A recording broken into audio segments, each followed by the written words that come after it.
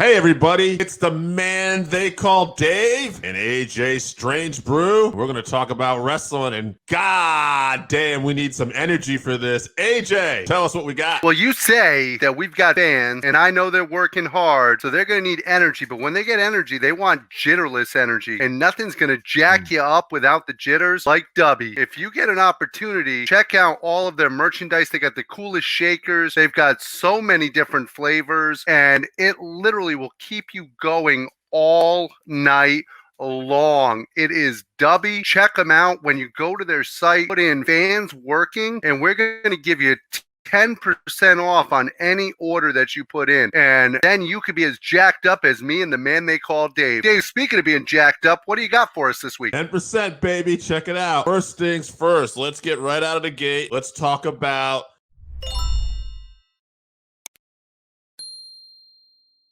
Hey everybody, it's the Combat Cast, man they call Dave, Chevy, and we're going to talk about this week's UFC Fight Night Card. We're going to do the last three fights, given that Jim Miller now just plowing through these records for most UFC fights, and he's taking on a guy like Jared Gordon, who's gone short notice also. Bad luck, yeah. It's like, let's talk about this one. Yeah, so we'll start off with Jim Miller versus Jared Gordon. Jared Gordon is 19-6-1, 6 KOs, 2 submissions, 11 decisions. What is interesting is he's coming off that fight with Bobby Green, where we had the accidental headbutt, which, could have very well turned that fight around. We don't know. But that fight before that, he had with Patty Pimwit, where most people really thought he legitimately won, and he didn't get the decision. So now it's like, this guy just has this horrible luck, but I feel like, he's very possibly could have been coming in this, with wins over Bobby Green and Patty Pimwit. I'm not saying the Bobby Green one may be a little more questionable, but still, you don't know. Instead, he's got to try to pull it off against Jim Miller, 36-17-1, 6 KOs, 19 subs, 10 decisions, most wins in UFC history, most bouts in UFC history, most bouts in UFC light heavyweight division history, most wins in UFC light heavyweight division history, and he's tied Cerrone for the second most UFC finishes in history. He's an all-timer. He's a Hall of Fame based off that resume. In arguably the toughest division of lightweight as well. Absolutely. Most stacked. Could pull it off this weekend, but I think Jared Gordon really needs this victory more, and I think that's going to be the difference here, and I think Gordon will get it, but I'm going to say it's by decision because Miller's just so tough. You talked about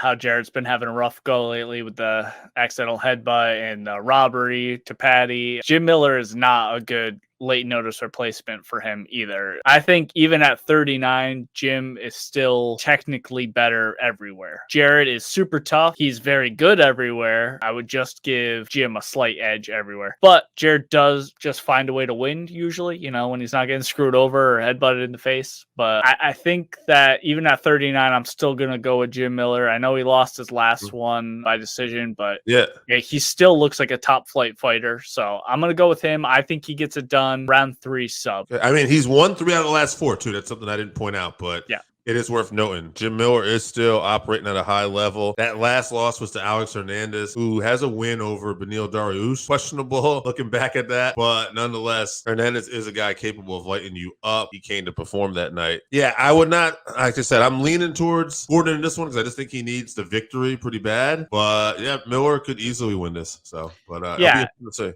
Also, Jim plans on fighting at UFC 300 if he can. I don't want to see him just start losing every time until then. So with my heart, I'm picking Jim as well. I'm a fan of Jared. He's a super nice guy, but I'd like to see Jim at least get this win before he might need one more before he gets to 300. But yeah, shout out to Jim Miller. He's a legend. The co-main event, Alex Caceres, Bruce Leroy, big fan of this guy, and Daniel Pineda, another great guy who he flies under the radar a lot. He does. Caceres is 20-13-1, 4 KOs, 7 subs, 9 decisions. He has won 6 out of his last 7, which is, he used to be an up down fighter. So other than Soduk Lusev, which was 2 fights ago he lost, he's been on quite a tear. Yeah, I think he's definitely got momentum, but Daniel Pineda, 28 wins, 14 losses, 3 defeats, 9 KOs, 19 subs. Man has not won a decision. He's always got finishes. He's got more subs, but 9 knockouts is not anything to be shy of either. So he could definitely bang. Let's going to look at this up too. Pineda is a little more up and down. He's had a no contest, a loss, but some of the guys he's been fighting has been a little tougher too. Went over Herbert Burns. I'm going to lead towards Pineda just because of how strong he is on the ground and on his feet. Bruce Leroy's best bet would probably be, I would think, to clinch him up a lot. I don't know. I don't know if he'll be able to do that to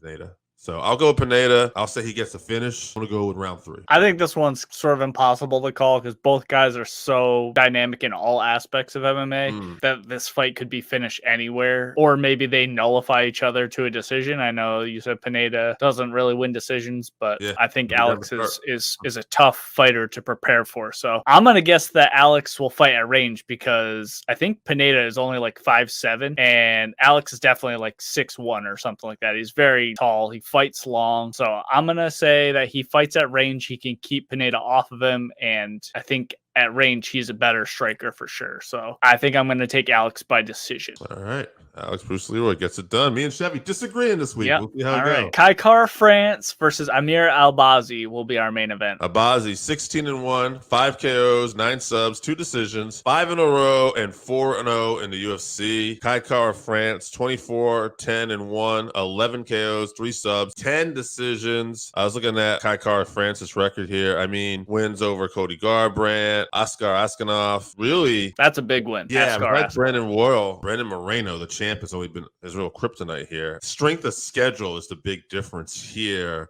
Kai Kara France has had a lot more UFC fights, and so this is going to be Albazi's biggest test. He looks impressive, though. It's kind of hard to go against him, but I'll go with Kai Kara France here. Again, just on strength of schedule, because I don't know. I think we're going to find out if Albazi's good enough to be in that upper echelons here, and I think we'll see that. So until then, I'll go with Kai Kara France. It's a 5-round fight. I'll say he gets a late finish, round 4. Yeah, giant test for Amir. He's looked dominant in the UFC, but he hasn't fought anyone the caliber of Kai yet, like you were saying. So we know what we're going to get from Kara France, and if he can stay focused and not get caught, he can get back into title contention. So I think that's what he's going to do. He's going to come in focused. He's going to know exactly what he needs to do. He knows that Amir is a tough test in front of him, but I assume he gets this done. I'm going to say he actually gets a KO in round 3. I think we're going to see maybe the best he's ever looked. I think he's going to come back ready to go. And Moreno, who's he fighting next? Pantoja, I believe, the guy he's lost to twice already. I think. Yeah, I was going to tell you. Now,